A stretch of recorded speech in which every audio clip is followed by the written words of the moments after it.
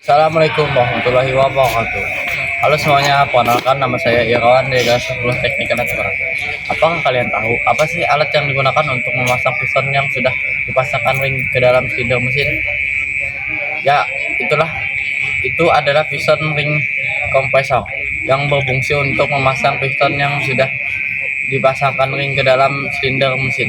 Dan ada banyak lagi loh. Yuk kita simak. 1. Piston ring kompresor. Piston ring kompresor memiliki fungsi untuk memasang piston yang sudah dipasangkan ring ke dalam silinder mesin.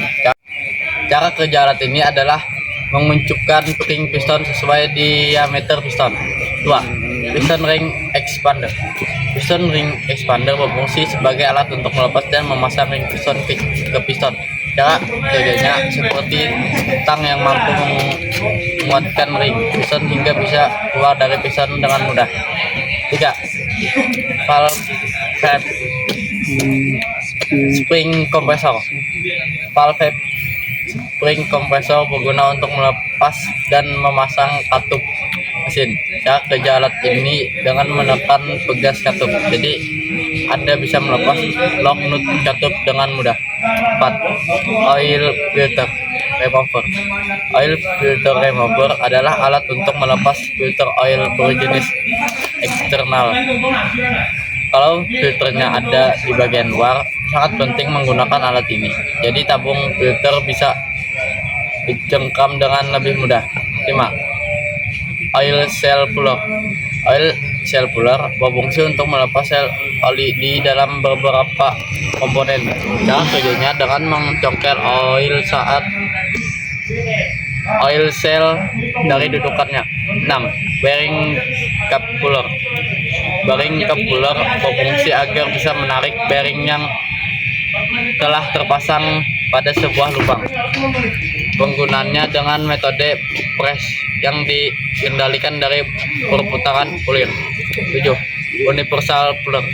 Universal puller adalah alat untuk melepas atau memasang bearing secara universal, walau terkesan sama dengan bearing cap puller, tapi karena sifatnya universal maka bisa dipakai untuk beragam jenis bearing. 8.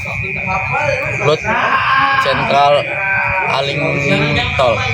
Fluid central aligning tool merupakan alat untuk membantu memasang pad kopling agar bisa lubang tepat berada pada posisi sentral. 9.